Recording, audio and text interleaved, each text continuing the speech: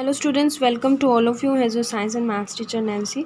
सो आज हम क्लास 8 का 6 चैप्टर कंटिन्यू कर रहे हैं। 6.4 पार्ट फ्लेम। इसमें कंबशन एंड फ्लेम के बारे में हम पढ़ चुके हैं, क्या होता है इनफ्लेमेबल सब्सटेंस या फ्यूल्स, इस सब के बारे में हम पढ़ चुके हैं। रैपिड कंबशन क्या होता है, स्पॉन्टेनियस कंबशन, ये हमने लास्ट वीडियो में डिस्कस किया था। So today will discuss about the flame. Observe an LPG flame, can you tell the colour of the flame, what is the colour of candle flame. अब flame होती क्या है, flame क्या होती है, एक लो होती है, लपट होती है, जो एक जैसे एक कैंडल बर्न करती है उसके ऊपर जो हमारा येलो एरिया होता है दैट इज़ अ फ्लेम। सो यहाँ पर हमें कुछ डायग्राम्स दिए गए हैं कि डिफरेंट डिफरेंट सब्सटेंस की कैसी कैसी फ्लेम्स होती हैं। फ्लेम्स ऑफ कैरोसिन लैम्प, इधर दिखाया हमें कैंडल की, और इधर बंसन बर्नर का फ्लेम। नेक्स्ट हम पढ़ते हैं structure of a flame. The substance which vaporise during burning give flames, वो सब्सटेंस जो वेपर प्रोड्यूस करता है बर्निंग के टाइम पर और फ्लेम देता है। For example kerosene oil and molten wax, इन सब ये जो है हमारी फ्लेम देते हैं, वेपराइज करते हैं जब हम इसे बर्न करते हैं। Charcoal on the other hand does not vaporise, charcoal को जब हम बर्न करते हैं वो वेपर्स प्रोड्यूस नहीं करता। And so does not produce flame, और फ्लेम भी उसमें प्रोड्यूस नहीं होती, यानी कि जहाँ पर वेपर्स प्रेजेंट हो गए वहीं पर ही वो फ्लेम प्रोड्यूस करते हैं। जहाँ पर वेपर्स प्रोड्यूस नहीं हुए वहाँ पर फ्लेम भी प्रोड्यूस नहीं होगी। When a candle flame is steady, introduce a clean glass plate, slide into the luminous zone। अब ये luminous zone क्या होता है, हमारी कैंडल की जो है वो 3 लेयर्स होती हैं जो हम आगे पढ़ेंगे। तो सेंटर वाला जोन क्या होता है, हमारा ल्यूमिनस जोन होता है जो येलो कलर का होता है। अब ने उसी जोन के अंदर क्या करना है, इस तरह से एक प्लेट को रख देना है उसके ऊपर, ग्लास प्लेट को, और थोड़ी देर बाद हम क्या देखेंगे, a circular blackish ring is formed on the glass plate. हम देखेंगे कि उसके ऊपर कुछ ब्लैक ब्लैक सा मटेरियल जमा हो गया उस प्लेट के ऊपर। It indicates the deposition of unburn carbon particles present in the luminous zone. ये क्या शो करता है कि ल्यूमिनस जोन के अंदर कुछ कार्बन के पार्टिकल्स प्रेजेंट थे। कार्बन हमेशा ब्लैक कलर की फॉर्म में होता है, तो ब्लैक कलर के पार्टिकल्स जो है वो उस ग्लास प्लेट पर जम जाते हैं। इसी तरह से अगर हम कोई कॉपर वायर को उस फ्लेम के ऊपर रखते हैं और उसके बाद हम देखते हैं कि कॉपर वायर जो है रेड कलर की हो जाती है। Does it indicate that non luminous zone of the flame has a high temperature.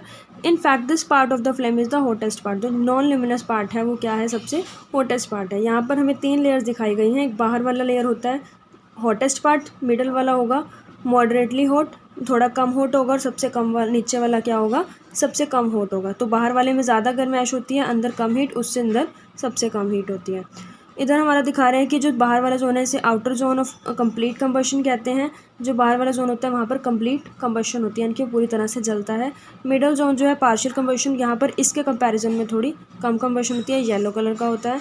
जो सबसे अंदर वाला जोन है वो ब्लैक कलर का होता है, यहाँ पर अनबर्न पार्टिकल्स पड़े होते हैं, अनबर्न वैक्स वेपर्स पड़े होते हैं। Goldsmith blow the outer most zone of a flame with a metallic blow pipe for melting gold and silver. अब जो हमारा गोल्डस्मिथ है वो भी गोल्ड और सिल्वर को मेल्ट करने के लिए इन्हीं जोन्स का यूज़ करता है। और वो कौन से जोन का यूज़ करेगा, why do they use outer most zone of the flame, वो आउटर मोस्ट जोन का ही क्यों यूज़ करता है, बिकॉज वहाँ पर प्रॉपर कंबशन हो रही होती है और वो सबसे हॉटेस्ट पार्ट होता है। अब उसे बर्न करने के लिए बहुत ज़्यादा टेम्परेचर चाहिए, तो ज़्यादा टेम्परेचर कहाँ है, आउटर मोस्ट जोन में, इसलिए वो आउटर मोस्ट जोन का यूज़ करता है।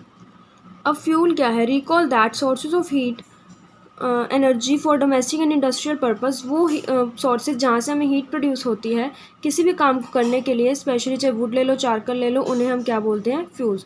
यानी कि जिस भी सब्सटेंस से हीट प्रोड्यूस होती है जिसको जलाकर हम अपना वर्क कर सकते हैं, घर का काम कर सकते हैं, उसे बोलते हैं हम फ्यूल। जैसे कि एलपीजी सिलेंडर्स में फ्यूल होती है, उसे ही बर्न करके हम क्या करते हैं, अपना गैस स्टोव ऑन करते हैं और उसी से हम अपना घर का काम करते हैं। So LPG is a fuel. A good fuel is one which is readily available. Good fuel क्या होता है, एक आइडियल फ्यूल क्या होता है, जो इजीली अवेलेबल होता है, सस्ता होता है, इजीली एयर में बर्न कर जाता है, it produce large amount of heat, और कम रेट में वो ज़्यादा हीट प्रोड्यूस करता है, और पीछे कोई एक अनबर्न या अनडिज़ायरेबल सब्सटेंस भी नहीं छोड़ता है। अब जैसे कोई कोई जब फ्यूल बर्न करता है लास्ट में कुछ राख बच जाती है, लेकिन एक आइडियल फ्यूल के अंदर लास्ट में कुछ भी मटेरियल नहीं बचेगा। जब भी एक सिलेंडर खाली होता है उसमें कुछ भी नहीं बचता है, यानी कि वो एक गुड फ्यूल होता है। There is probably no fuel that could be consider as ideal fuel. आज के टाइम में कोई भी ऐसा फ्यूल नहीं है जो एक आइडियल फ्यूल हो। हम एक अच्छा फ्यूल कह सकते हैं लेकिन वो आइडियल नहीं होता, बिकॉज ऐसा कोई फ्यूल नहीं है जो सस्ता भी हो और कोई ऐश भी ना पीछे से छोड़े और उसका रेट भी अच्छा हो और आगे वो large amount of heat produce करे। इसलिए जब हम गैस सिलेंडर देखते हैं या जिसमें एलपीजी फील्ड होती है, उनमें भी एक ना एक कमी पाई जाती है, वो भी एक आइडियल फ्यूल नहीं है। We should look for a fuel which fulfils most of the requirements for a particular use. हमें एक ऐसे फ्यूल की ज़रूरत होती है जो सारी की सारी रिक्वायरमेंट भी प्रॉपर फुल करे और वो हर एक काम में यूज़ कर सकें हम। Fuels differ in their cost, fuels की कॉस्ट भी डिफर होती है। अगर वो एक अच्छा फ्यूल है मे बी उसकी कॉस्ट ज़्यादा हो सकती है। तो एक आइडियल फ्यूल हमें कहीं नहीं मिलेगा, अगर उसमें प्रॉपर्टीज़ ज़्यादा हैं तो उसकी कॉस्ट भी ज़्यादा होगी। लेकिन एक आइडियल फ्यूल होता क्या जिसकी कॉस्ट भी कम हो। अगला है हमारे पास fuel efficiency. Suppose you were asked to boil a given quantity of water using cow dung. हमें वाटर को बॉयल करना है काउ डंग का यूज़ करके या फिर एलपीजी का यूज़ करके। Which fuel would you prefer, कौन सा फ्यूल हम यूज़ करेंगे। You may take the help of parents. Do these 3 fuels produce the same amount of heat. क्या ये तीनों फ्यूल्स हमने यूज़ किए हैं cow dung, coal and LPG, क्या ये तीनों same amount of heat produce करेंगे। The amount of heat energy produced on complete combustion of 1 kg of fuel is called calorific value. वो हीट एनर्जी जो 1 kilogram fuel को burn करने के बाद प्रोड्यूस होती है that is it's calorific value. Calorific value is a fuel of a fuel is expressed in unit. अब calorific value की यूनिट क्या होती है, that is a kilo joule पर किलोग्राम, यानी कि केजे पर किलोग्राम। किलो जूल पर किलोग्राम क्या होगी, कैलोरीफिक वैल्यू की यूनिट होगी। अब यहाँ पर कुछ कैलोरीफिक वैल्यूज़ दी हुई है कि काउडंग केक जो है इतनी हीट प्रोड्यूस करता है 1 किलोग्राम जब बर्न हो जाता है। तो हाइड्रोजन भी दिया है, काफ़ी सारे इसमें एलिमेंट्स दिए गए हैं। Burning of fuels leads to harmful products. अब फ्यूल्स को जब हम बर्न करते हैं कुछ हार्मफुल डिसएडवांटेजेस भी होती हैं उसकी। The increasing fuel consumption has harmful effects on environment. Carbon fuels like would, coil, petroleum release unburn carbon particles. Carbon की फ्यूल्स जैसे कि वुड को बर्न करें, कॉयल को बर्न करें, पेट्रोलियम को बर्न करें तो क्या होता है, अनबर्न कार्बन के पार्टिकल्स वो प्रोड्यूस करते हैं। जैसा हमने पिछली एक्टिविटी में देखा था, जब हम ग्लास प्लेट को रखते हैं उसके ब्लैक कलर का मटेरियल प्रोड्यूस हो जाता है। These fine particles are dangerous pollutants causing respiratory disease such as asthma. जैसे हम इन फ्यूल्स को बर्न करते हैं कुछ ना कुछ कार्बन के पार्टिकल्स हमारे एयर में मिक्स हो जाते हैं और वो क्या करते हैं, हमारा हेल्थ में डिस्टर्बेंस क्रिएट करते हैं। Incomplete combustion of these fuels gives carbon monoxide.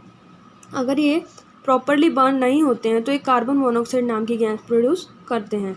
It is very poisonous gas और ये बहुत जहरीली गैस होती है। It is dangerous to burn the coal in close room. कोयले को कभी भी बंद कमरे में नहीं जलाना चाहिए बिकॉज वहाँ पर कार्बन मोनोऑक्साइड प्रोड्यूस हो जाएगी और वो हमारी हेल्थ को नुकसान करेगी। The carbon monoxide produce can kill person sleeping in that room. उस रूम में जो भी बैठा है या सोया पड़ा है उसको वो मार भी सकती है। Combustion of most fuel release carbon dioxide. Almost fuels को जब हम बर्न करते हैं कार्बन डाइऑक्साइड प्रोड्यूस होती है और कार्बन डाइऑक्साइड जब ज़्यादा हमारे एनवायरनमेंट में प्रोड्यूस हो जाएगी तो वो क्या इफेक्ट देगी, ग्लोबल वार्मिंग। अभी ग्लोबल वार्मिंग क्या है, global warming is the rise in temperature of atmosphere.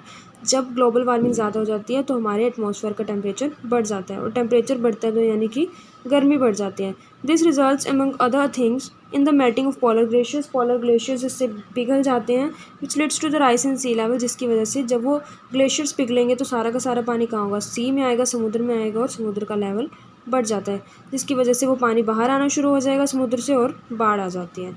Burning of coil and diesel release sulphur dioxide. कोयले और जब डीजल को बर्न करते हैं तो सल्फर डाइऑक्साइड प्रोड्यूस होती है। It is an extremely suffocating and corrosive gas. More over petrol engine को जब हम बर्न करते हैं तो ऑक्साइड्स ऑफ नाइट्रोजन प्रोड्यूस करते हैं। ये हम सीनियर क्लासेस में पढ़ते हैं कि ये होता क्या है, एक्चुअल में इनके फॉर्मूलाज क्या होते हैं। तो जब कोयले और डीजल को बर्न किया सल्फर डाइऑक्साइड प्रोड्यूस हुई और जब हमने पेट्रोल इंजन्स को बर्न किया नाइट्रोजन की ऑक्साइड प्रोड्यूस होगी और यही जो डाइऑक्साइड्स हैं जाकर हमारे रेन वाटर में मिक्स हो जाते हैं और वो रेन वाटर क्या हो जाती है, एसिड रेन, बिकॉज ये एसिड नेचर के होते हैं और यही जब रेन वाटर में मिक्स हो जाएंगे तो हमारी रेन कौन सी हो जाएगी, एसिड रेन। ये किस में नुकसान करती है, हमारी क्रॉप्स, बिल्डिंग्स के जो मार्बल्स होते हैं उनको भी ख़राब कर देती है। क्रॉप्स होती है फसलों के ऊपर जब पड़ती है, सॉइल पे जब भी बारिश पड़ती है तो वो उनको भी ख़राब कर देती है। The use of diesel and petrol as fuels in automobiles is replaced by CNG. अब डीजल और पेट्रोल की जगह हम क्या यूज़ करने लगे हैं, CNG, that is compressed natural gas, क्योंकि CNG produce the harmful products in very small amounts. ये जो है हार्मफुल प्रोडक्ट्स यानी कि ऑक्साइड्स वगैरह बहुत कम प्रोड्यूस करती है। So CNG is a cleaner fuel. CNG में जो है एक क्लीनर फ्यूल है। सो नेक्स्ट चैप्टर हम नेक्स्ट वीडियो में कंटिन्यू करेंगे। Thank you.